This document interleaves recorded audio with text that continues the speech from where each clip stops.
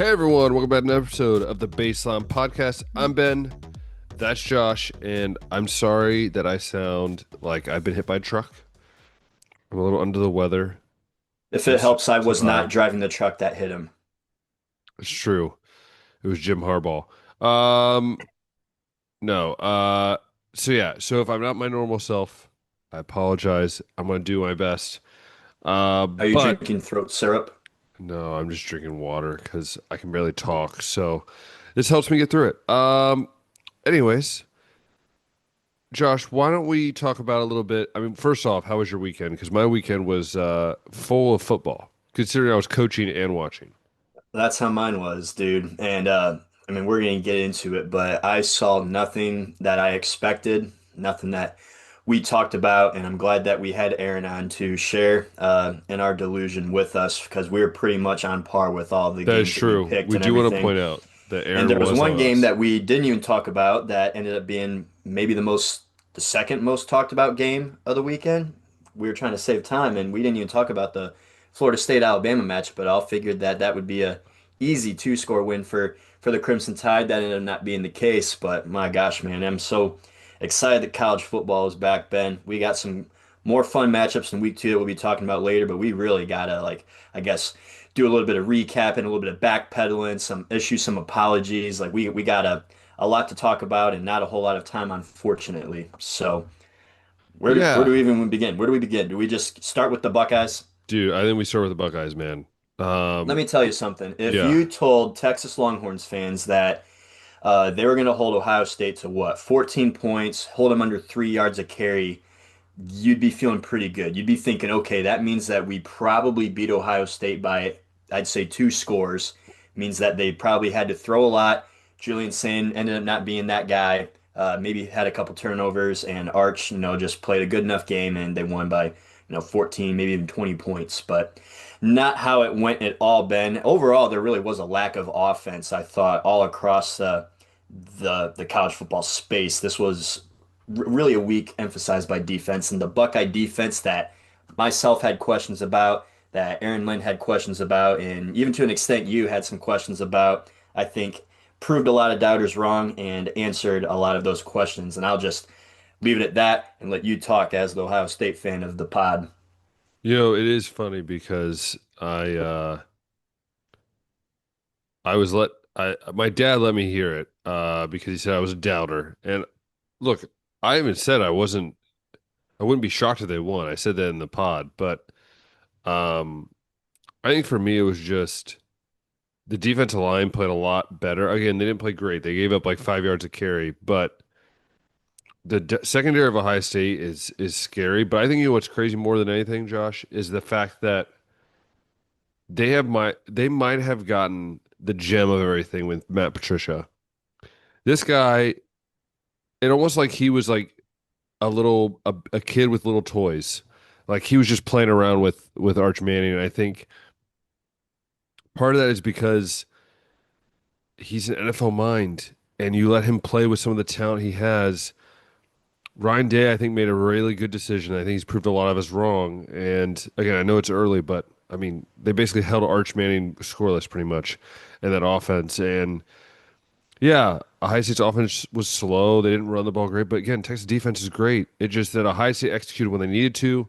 They didn't turn the ball over, and they just did what they had to. And again, at the end of the day, I think Ohio State proved a lot of people wrong, and I think this team is going to be here to stay for a while. Yeah, and I mean to credit Texas defense too, like just going through things. Third downs, Texas was 5 of 14, which is a little bit better than Ohio State at 3 of 12. Fourth down though, Ohio State held Texas to 1 of 5. They were aggressive, man, the Longhorns were, and they just couldn't get anything going. Uh, Total yards, Texas had 336, Ohio State had 203.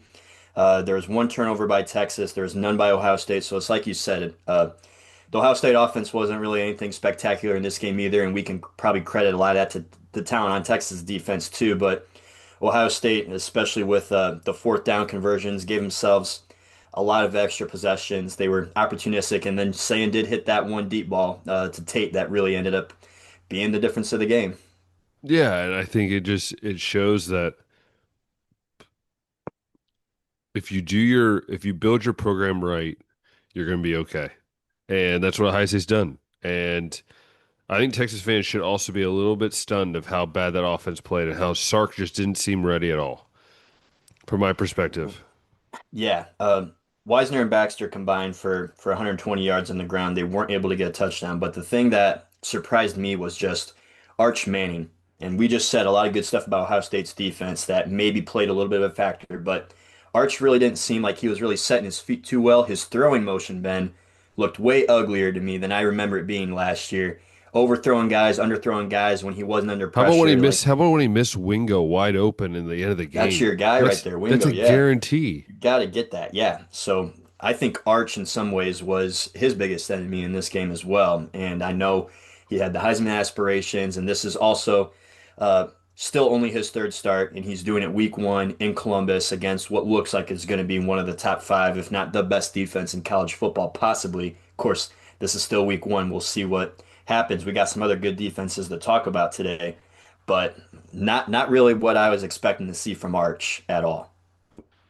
No, and I think Arch is one of those guys that I think he's gonna be okay. I think a lot of people pointed out like he's never had the resume as a lot of these other quarterbacks. Like I don't think he's ever played in some of these big games in high school, and I think there's so much pressure on this kid. And I think just let him be a quarterback, let him learn, and I think he's gonna be okay. Yeah. I think the one saving grace is that he does have a pretty good head on his shoulders. He's also humble. He's never really Mm. welcomed any of this hype. He said that with his last name, it's honestly a lot of people have given him a lot of things he doesn't deserve. So being the competitor he is, I think he's going to put his head down and Yeah. by week 12, like we even said last week, this Texas team is going to look way different, much improved. I imagine Ohio State's offense is going to get much improved and they're going to be even better than they were. But yeah, we could talk about that game for quite a bit, but I mean, just going to the 3:30 slate of the Florida State game over Alabama. Uh, this is really the only game I think we're going to talk about where there really was a lack of defense, specifically from the Crimson Tide, that we're just not used to seeing, Ben. Florida State, we were wondering if they're going to be more like the 13-0 team or if they're going to be more like the 2-10 team.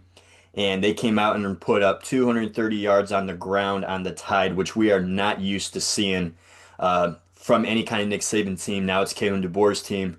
Another crazy thing is Tommy Castellanos only had to throw 14 passes in this game. He was super effective on the ground. The rest of the Seminoles also just kind of ran wild and to the tune of 31 to 17.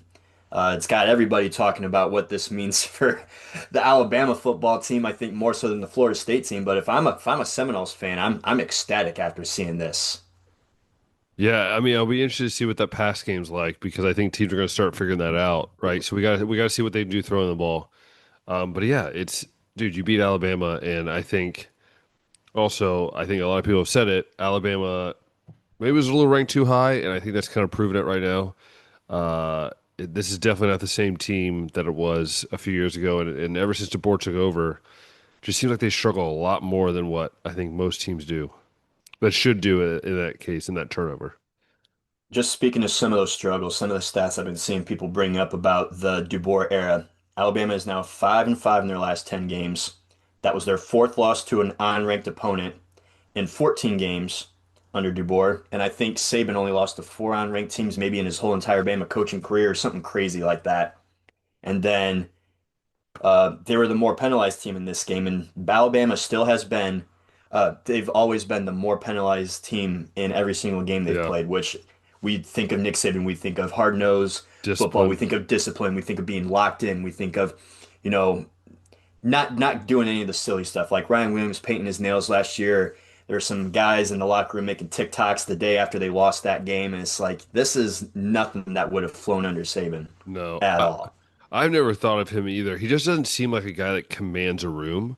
And maybe I'm wrong about that. I've never been in a locker room with him. But do you get that feeling like I do? Like I feel like he just can't command a room. I don't know because as crazy as it is that he can't get it done against these unranked teams, he's gotten it done against some of the best coaches in the league. Like he's done really well against Dan Lanning. He's done really well. I think was it against Sark? Like he's undefeated Hmm. against Sark. He's undefeated against Lanning, and is it Ryan Day or someone else combined or something like that? Some other big name coach. Maybe not Ryan Day.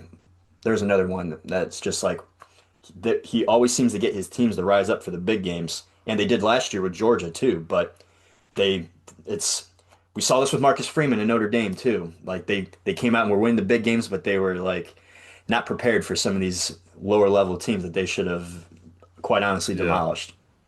Yeah, it's going to be interesting to see how they bounce back because a lot of people are saying, well, now he's going to get fired. Now we'll have to wait and see. They said the Yeah, same about Ryan Day. The difference is with Ryan Day is that it's been one game that's been getting him. It feels like with DeBoer, it's a lot of games that are getting him.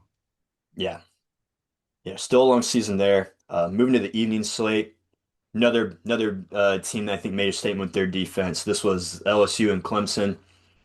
We were wondering how much points were going to get scored in this one because you got two Heisman candidates at quarterback with Cade Klubnik and Garrett Nussmeier, and it ends up being just what a 17 to 10 final score over here. All that money that LSU spent in the offseason looks like it's really gotten the personnel that they need in there. Blake Baker called a great game on the defensive side, and uh, I mean, now that we know that LSU has a pretty respectable defense now, I think that uh, elevates them to like, man, what could this football team be like this year? Similarly to what we were saying about Ohio State's defense, what that makes them now, or they're like a legit team that could repeat as national champions. But yeah, LSU, like I think they put the country on notice with that performance. No, I think so too. But I also then have to ask the question is, did Clemson, are we over ranking Clemson? Is Clemson as good as what we think they are? Um, Again, it's the ACC, so we'll never really tell. But yeah, I mean, I think LSU proved a lot in this game. Proved me wrong, and I'll admit to that. The defense played a lot better than I thought they were going to play, and I think I'm excited to see how this LSU team fights in the future and see if they can win the SEC because I think it's possible at this point. Yeah, yeah. LSU, man, it's we know that they can score, and they won a game here where they really weren't able to score a lot. You get the week one monkey off your back, and then looking at Clemson, yeah, I had a friend that I was talking with about this, just I guess the Clemson expectations. And last year, uh, they didn't do well against the SEC. Georgia, crushed them. They lost to South Carolina. They lost to Texas in the playoffs, and now here's another game where they just can't seem to get up for one of those big out of conference games against the Southeastern Conference. And that was with the majority of the team that they had last year losing to those SEC opponents. So it's I guess a lesson that we will find out as the year goes on. Just because you have a lot of players from a good team last year doesn't mean that you automatically improve the next year. You might just be what you are. Like you've already shown us what you are, and you may be not Yeah. getting better at that. And Penn State's going to be trying to, I guess, prove the same point. Like, no, we are better. We got everybody back, and we're gonna take another step and elevate. But at least right now, it's you don't want to overreact at week one. But it looks like Clemson might just be what they are. Yeah, it's interesting, like I don't know about you, but I feel like with Clemson, do you feel like they just do you feel like Clemson just like it's like these big games for some reason since like 2020 they just like forget how to play? It's tough, man, because I can think of like some of the matchups with Notre Dame that were close, like the one where DJU stepped in. Even that one went to overtime. Uh, I thought they had a maybe I'm thinking of somebody else, but yeah, lately, at least in recent memory, they're just it's I mean, I'm speechless trying to I talk about know. Clemson. Even like going back to like they might be what they are what they are. Like some of these guys were sophomores last year that were breaking out, which would have made you even think that they could take that next step forward. But Yeah, yeah, Cade Klubnik, I don't even think threw a touchdown in this game. That was my number one pick for the Heisman in our rankings last week. made you look weird and silly. Yeah, stupid idiot over here. But yeah, I don't really have a whole lot more to say about the Tigers of Not much Clemson, there. at least. That's the other thing is that they lost this game at their place too. Yeah, which you brought up a big point at the beginning, right? You were The like, home field atmosphere, I yeah, think, what I thought was going to play it like to Clemson's favor. Yeah, I thought these were two teams. it was going to be a close game, and what would eventually push them over the edge maybe was the home field advantage at night, especially too. Yeah. I'm interested to see what happens though, to be Yeah, honest. yeah. We got two games here from the Sunday slate that we'll discuss. That we'll start with South Carolina and Virginia Tech since that one happened first. That one was just 24-11, so not as much of a blowout as we had anticipated. Terry and Stewart didn't play for Virginia Tech in this one, so maybe their ground game would have been better. But Kyron Drones really struggled, 15 or 35 with 2 picks. So credit to the South Carolina defense and Dylan Stewart getting around and making life difficult for him. Stewart ended with 7 tackles, 1.5 for loss, and a sack. And then a guy that was on our Heisman board, Lenora Sellers, uh, had 25 yards and a touchdown on the ground, had 209 through the air and a touchdown. He did get pressured, I think, a little bit more in this game than you would have liked to have seen. The offensive line at South Carolina was a question before the season started, and that was really going to be the one unit probably that would determine if South Carolina can finish, as a top 15 team in the country again, or if they're going to take a step back. But I think when you got a playmaker like Sellers, like he'll take you far as long as you give him protection. But this was just Virginia Tech. I don't know much about like what kind of a pass rush they had coming into this game, but just thinking further down the road when you got to play, through your SEC opponents, there's going to be harder pass rushes that you're going to have to block for.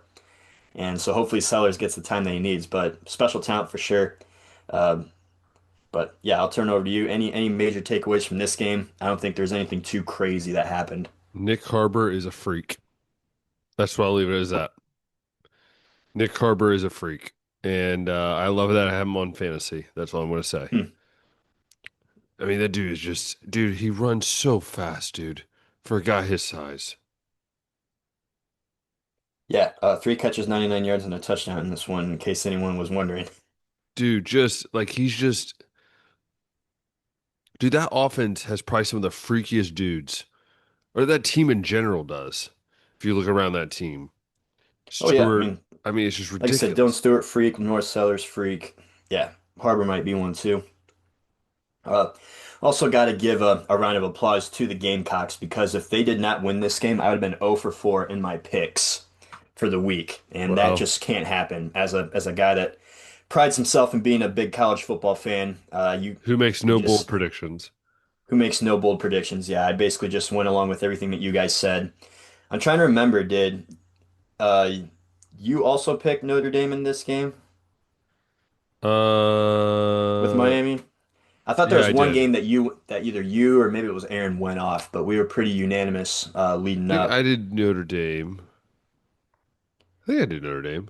Yeah, I thought you maybe did. Yeah, you maybe really Aaron went were, Miami. Maybe Aaron went Miami.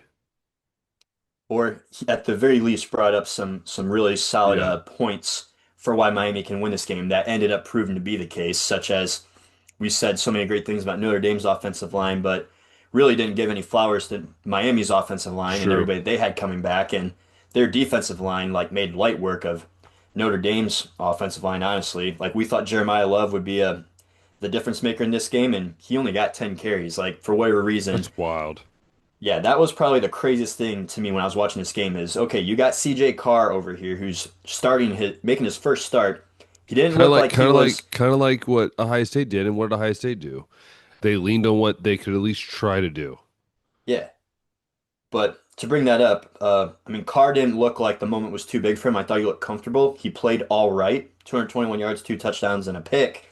But yeah, you had Price run 6 times for 45 yards, and then Jeremiah Love, who was supposed to be your Heisman caliber running back, you gave the ball 10 times, which is like just Yeah, absolutely insane to me that you wouldn't make him a bigger part of this game. You can say, well, he only got 33 yards in those 10 carries, but it's like, yeah, it's only 10 carries though.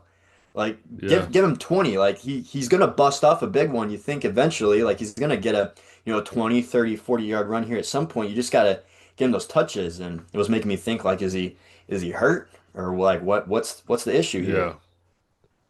Yeah, it just makes my Heisman list look terrible. Of Oh, course, it does, yeah. everything just makes it Absolutely look makes mine bad. look terrible too, yeah. But interestingly enough, Ben, Jeremiah Love, of course, I think he got hurt in the Ohio State national championship last year, had just 3 yards in that game. The Penn State playoff game, he had just 11 carries for 46 yards in that one. The Georgia playoff game, 6 carries for 19 yards. So it's been I guess an interesting last 4 games for Notre Dame's running back there. Not really sure what to make of that. But we do got to talk about some winners over here. And I mean, Mark Fletcher had a nice game over here behind his offensive line with Yeah. 66 total yards. Brown had 54 yards and a touchdown running the ball too. And Carson Beck, we weren't really sure what version of him we were going to get coming back from learning a new system, having the elbow injury to recover from. And I mean, he goes 20 of 31, 205 yards, 2 touchdowns, no interceptions. Uh, I can't remember who it was. Was it Daniels that had that absolutely insane one-handed touchdown catch? Think so.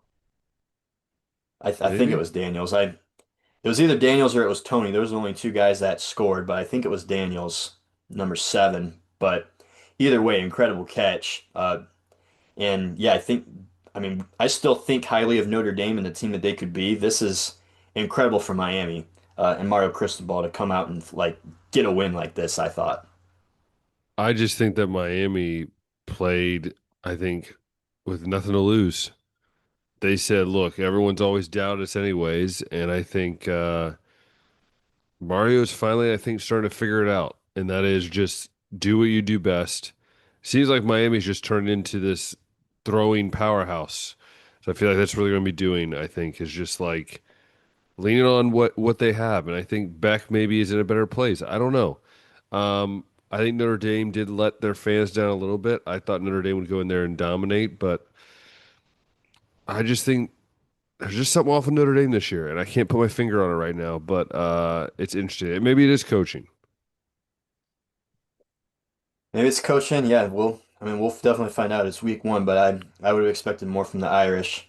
That was all the games that like really were the big ones that we would have Yeah, previewed. But of course, there were some other teams that just absolutely boat raced their opponents in this one. We got to see Georgia, I guess, 45-7 against Marshall. Saw Penn State 46-11 against Nevada. Bryce Underwood, I thought had a solid freshman debut, the highly recruited yeah. freshman over there. Florida, 55 to nothing. Lagway throws 3 touchdowns. They do it with ease over there. John Mateer, I think, only missed 7 passes all day, threw 3 touchdowns, I think it was. 35-3 win over Illinois State over there. The Aggies, Texas A&M 42-24 win over UTSA. Like just the other big one that I hear everybody talking about, Ben, and these two teams are going to be linked up and talked about because of Nico Iamaleava all year long. The Tennessee personnel, Ben, the Yeah. personnel that was inferior, that was paying less money, the lesser than coaching staff made Joey Aguilar go 16 of 28, 247 yards, 3 touchdowns, no picks, and led the Volunteers to a 45-26 win over the Syracuse At Orange Syracuse. at Syracuse on top of it. Yeah. Meanwhile, over in UCLA country, with the superior coaching staff, the superior protection, the superior weapons, Nico Not Iamaleava, about money at all. not about money at all. Yeah, definitely wasn't about money at all. That's why you go to a school like UCLA. But yeah, Nico comes out in his debut and goes 11 to 22, 136, 1 touchdown, 1 pick, added 47 on the ground, was their leading rusher. Uh, and not to make it all about Nico, but the other quarterback on the other side of this game with Utah, Devin Dampier, only missed Looked four like a freak, passes, dude. threw 2 touchdowns, had 87 on the ground and a touchdown. We thought that Utah was going to be primed for maybe a bounce back season. Shirley was going to be one of maybe the top 3 or 4 teams in that Big 12 conference this year, but not that UCLA is anything special, but I think Dampier exceeded even the expectations that I had for him. This was like the other game that just made me go, whoa. He's just a pure athlete, dude. That dude is just a freak athlete. And also with Nico, like, dude, I would just own up to it, man. Be like, dude, I came here for the money. Um, because I don't know how much better it can get from here because UCLA is bad. They are pretty bad. They are. Yeah, there wasn't really a whole lot in that one when I was watching that was making me go, yeah, they can definitely beat UNLV next week or they can beat Northwestern in a couple weeks. Yeah. Like there's not going to be too many games on that schedule that they can win. I agree. Anything else, Ben, from week one that stood out or that was Not exciting? not really. I think that after those games we talked about, it was just kind of boring, kind of what we expected. Yeah. So I guess from here we can go ahead and I guess recalibrate our power rankings and Heisman list if there is any Yeah, drastic movement. And this is where I had to just be like, okay, you could come up with probably five new guys for Heisman finalists after week one. I'm not going to do that. I just reordered some of the guys accordingly. But we had, like I said last week, Cade Klubnik was at the top for me, Jeremiah Smith, I think Garrett Nussmeier, Jeremiah Love, and Lenore Sellers is how it went. yeah. And I kept those five guys. I almost dropped Jeremiah Love out entirely, but I got to see one more bad game Breathe, from him breathe a before I little do bit. that. Breathe a little bit, exactly. So, all that to say, Lenore Sellers is number one for me. I thought Yeah. he played the best game. You could argue it was Garrett Nussmeier. I got Garrett Nussmeier second here with that win over Clemson. Jeremiah Smith, uncharacteristic drops in that It's first weird, couple yeah. drives. It's just like, yeah, He that also did was that weird. last year too. Yeah, I think that once Sane gets comfortable, he's going to be a much bigger focus in the offense. I don't think he's going anywhere. So I got him at three there. I dropped Klubnik down to four, and I got Love at five. But like I Who'd you said, I have at mean, you can one? make at one. I got Sellers, Lenore Okay. Sellers. But you can make the argument. I mean, you could throw Devin Dampier in this list if you wanted to. You could throw a guy like Justice Haynes from Michigan Castellanos. in this list. You could throw Tommy Castellanos in this list, of course. But I felt really good about this list before the season, and I'm not going to just throw Yeah. it all away because of some of these guys playing maybe not up to competition. Some of them played some really good defenses too. Yeah. So I expect some bounce back performances from all of these guys, honestly. But that's Yeah. my new list. Yeah, basically I'm kind of the same way as you. I moved Garrett Nussmeier up to number one. Um I have Jeremiah number two. Again, I just think Jeremiah really didn't have much of a chance. They were like triple teaming him half the game. Three, I have Lenora Sellers. Four, I have Cade Klubnik, and five, Jeremiah Love. So same as you, I just reorganized them.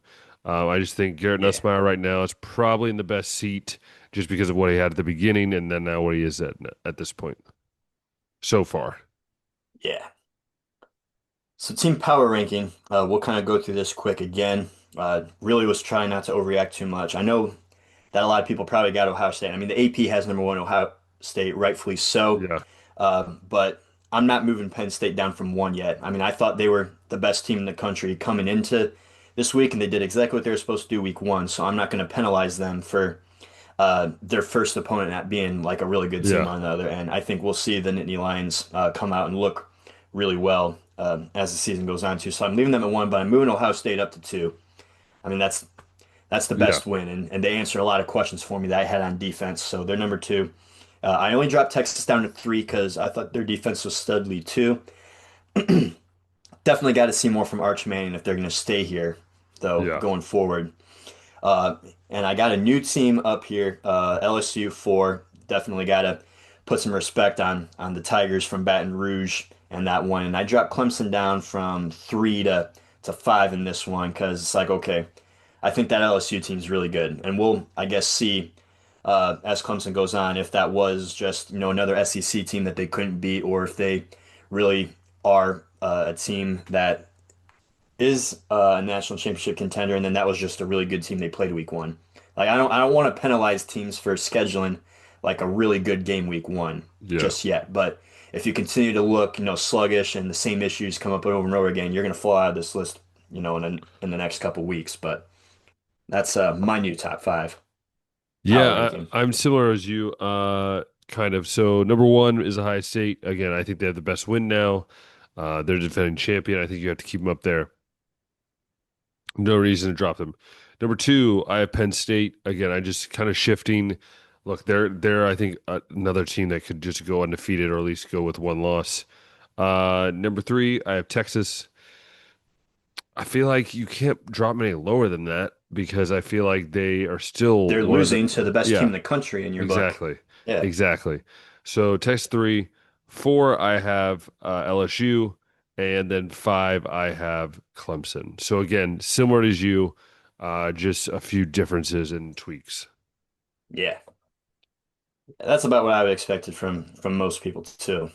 Uh, week two has some exciting matchups though. Now we've recalibrated everything. Uh, I guess just naming a couple of the interesting ones you got. Duke and Illinois. I think that's going to be a more fun game than what people are giving it credit for. That's going to be a noon kickoff on ESPN. Um, Oregon and Oklahoma State.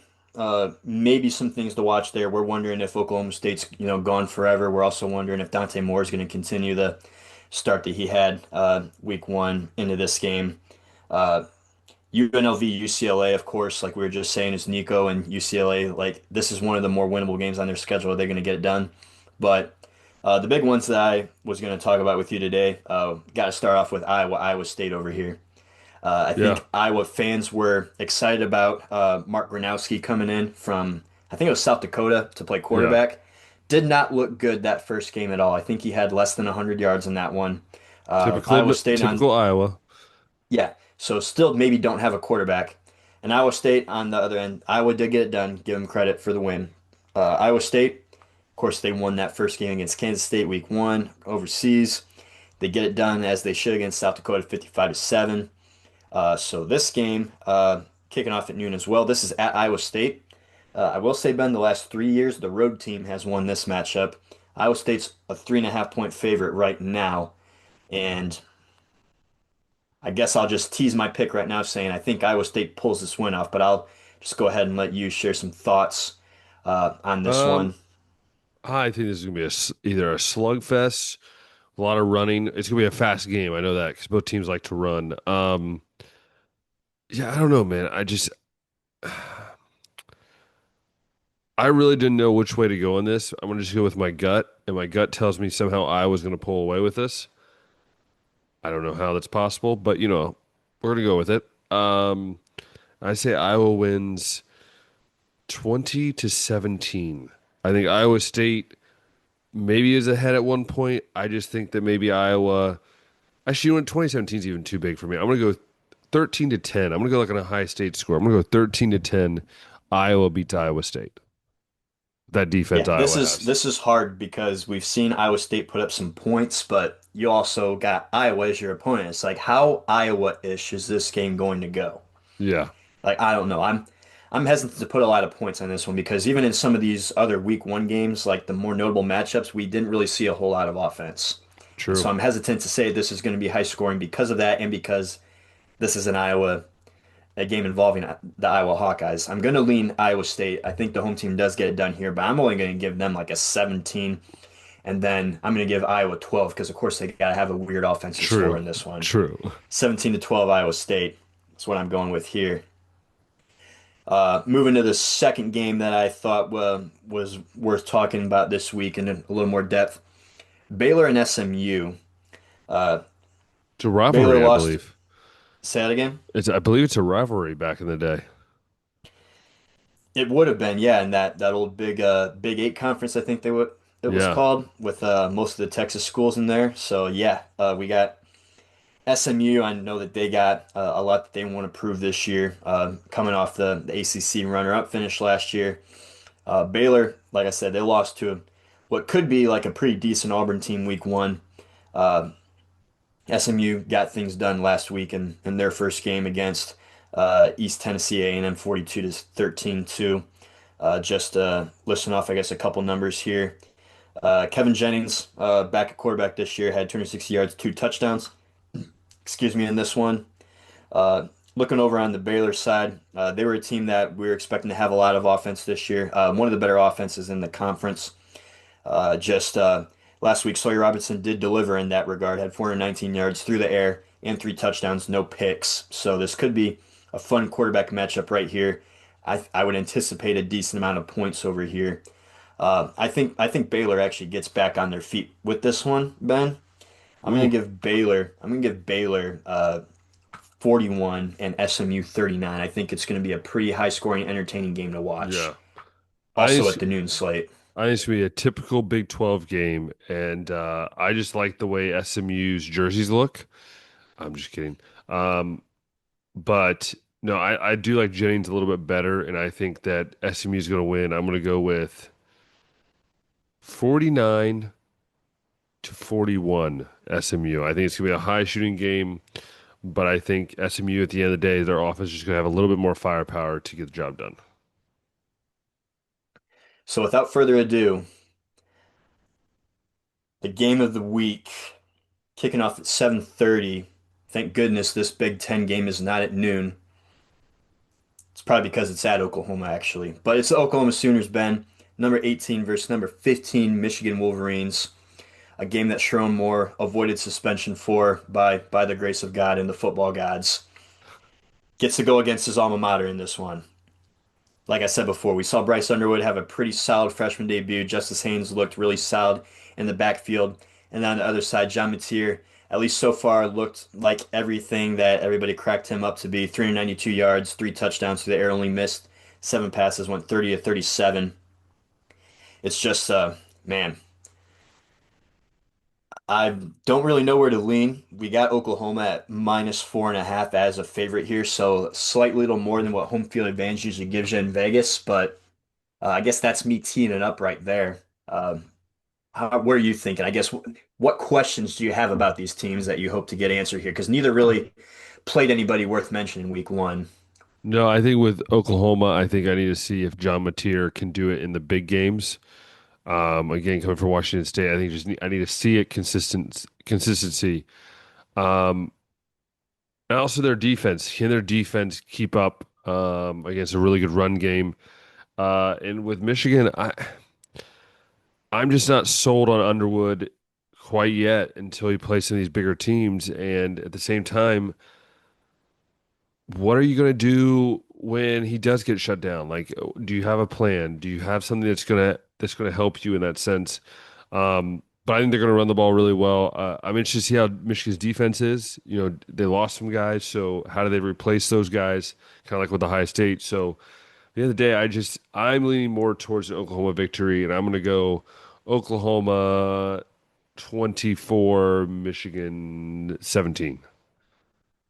Yeah, I'm honestly not anticipating too many points in this one either. And I think just simply because I almost went 0 for 4, I would have gone 0 for 4 had we picked the Alabama-Florida State game to talk about. I would have picked Alabama to win that one. I'm going to go maybe against my better judgment here and actually go with the Wolverines. See if it plays to my favor here to get a pick here. Wow. Okay. Yeah, so be looking for Michigan to drop a game after that big high too. Having a young quarterback like Bryce Underwood, we saw it with Dylan Raiola. He had some highs and lows last year too, but yeah, I think at least right now, I'll go ahead and say Michigan wins this game, 23-17. I'll say. It's going to be, a little ugly, more so because I think the offenses aren't ready yet. That's just what we saw from week one, too, from some even better offenses in our book that really couldn't get it done.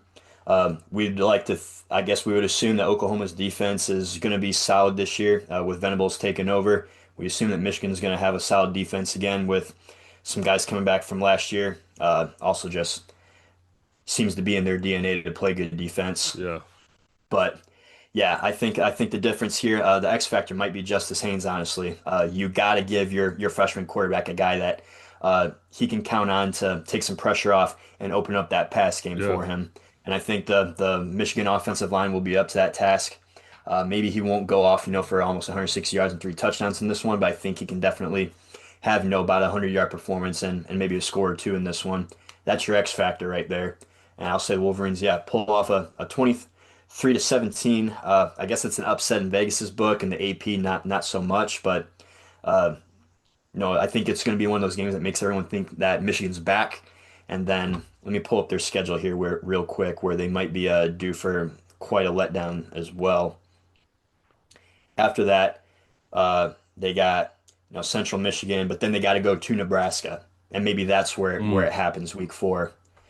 I would expect one or two games like that with Thunderwood this year that maybe they lose that they shouldn't have, but maybe they can go off and pull a win over here simply because Oklahoma's still figuring things out themselves, and I'm still not entirely sold on Mateer either. I think everybody's yeah. really had a lot of good things to say about him. Like I just don't see it, man, or I didn't really see it. So Yeah.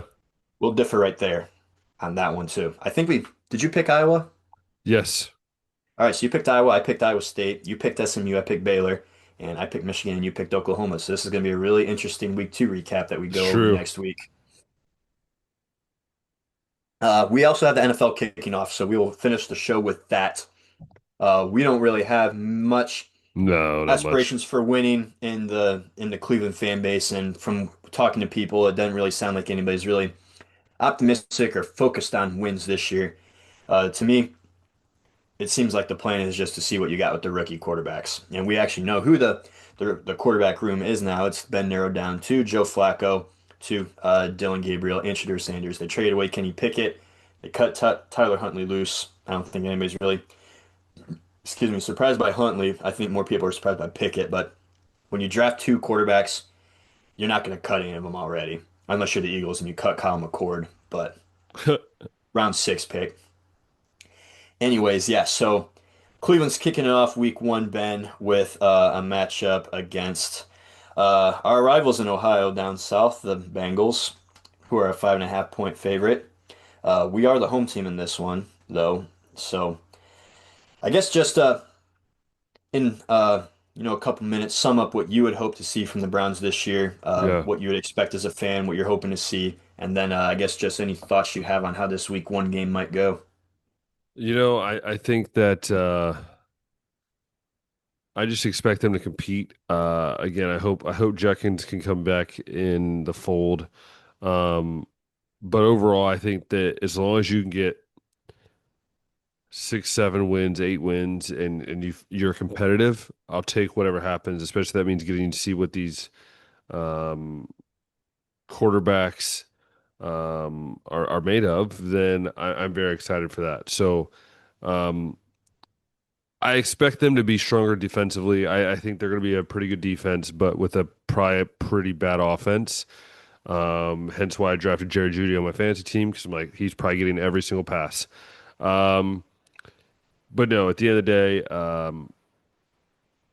I'm going to cheer them on either way. So I just hope that they win a few more games than what we've been used to, I guess, back in the day. But with that being said, to give you a score.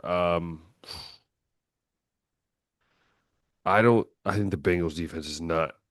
I mean, it's going to be good, but I still think there are some holes. I'm going to go. I'm actually going to say the Browns win this week. I'm going to say the Browns win 21-15. Hey, if you're all here saying that Ben's crazy, remember the New England Patriots, who had, what was it, the second, fourth pick this year in the draft, Yeah, beat them week one last year too. Cincinnati it's starts true. cold. They do. Cincinnati starts cold, and Cleveland always seems to have Joe Burrow's number. We do really well against them. Like he's only beaten us once, I think, or something Yeah, crazy like that.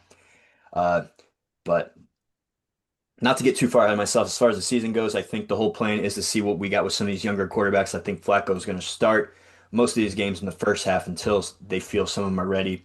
And they might start, Gabriel 3 or 4 games. They might start Sanders 3 or 4 games. yeah. That's why Flacco's there. I think he knows that when you hear him in interviews.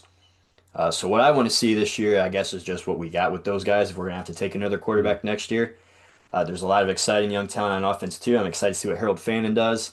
I'm excited to see if Cedric Tillman can rise to the occasion and be a really solid wide receiver too, opposite Jerry Jeudy. Quinshon Judkins, I think will be back where we still don't have him signed just Yeah, yet, but all those charges were dropped down in Florida, so I think right now the Browns might be waiting to find out how much guaranteed money they're going to give him on that contract because there's probably going to be a suspension because the NFL gets all NFL-y with how they handle these things. But Judkins and Dylan Sampson both, I think, will be a sick running back duo to watch. Schweisinger or oh, I Schweisinger, I love that can't remember how you guy. say his name at linebacker. Uh, Schweinsteiger, yeah. yeah, a lot of young guys, I guess, to be optimistic about going forward, and I hope they do well. And then as far as I guess this game goes, I'm not going to go as confidently to say that we win this like you are, but if history does repeat itself, True. we could definitely be due for a close game, and that's where I'm going to go. I think Bengals win 24-20 uh, in this one, but it's going to be close. We're not going to get, I think, run out of the building at least. I think our defense will do well enough. I think Flacco can maybe take advantage of a well below average Bengals defense a little couple times here and there. And we'll have a shot to win at the end, I'm sure. But yeah, I'm not as confident as you in a win over the Bengals just yet, but it's happened before. So, Yeah. We do have the season kicking off officially. We're recording this on Wednesday. Game one is Thursday tomorrow. It'll already be played by then, but very exciting first game with Dallas and the Eagles. And they also got a Friday game with the Chiefs and the Chargers before the rest of the slate kicks off Sunday. And then Monday night, we got Vikings and Bears. Yeah, Sunday night game is Ravens and Bills. So it's gonna be a a lot fun of, weekend. exciting matchups to watch that first Plus one. college football. Plus the college football Um, slate, yes. yeah. So again, sorry for this episode if it feels like it's been a little bit shorter. Again, I'm kind of under the weather, so I'm trying to not sound dead the next time I come on. So, or be in my coffin when he's doing this. But anyways, I hope you guys had an amazing time listening to us, watching us. If you're on YouTube, go click that thumbs up button, hit the subscribe button, hit that notification bell. That just allows us to know, hey, you're enjoying this stuff. And then down below, I want you to comment. Who is going to be your MVP for the NFL season? Who's going to come away with that award? And who's going to come away with, let's just put out comeback player of the year. So anyone's going to win that award this year as well. And if you love listening to us on Spotify or Apple Podcasts, make sure you guys share it with your friends and family. And I hope, just like Josh is ready for summer to still be around, I hope you guys enjoy your weekend. Hope you guys enjoy your friends and family. And until next time, we'll see ya.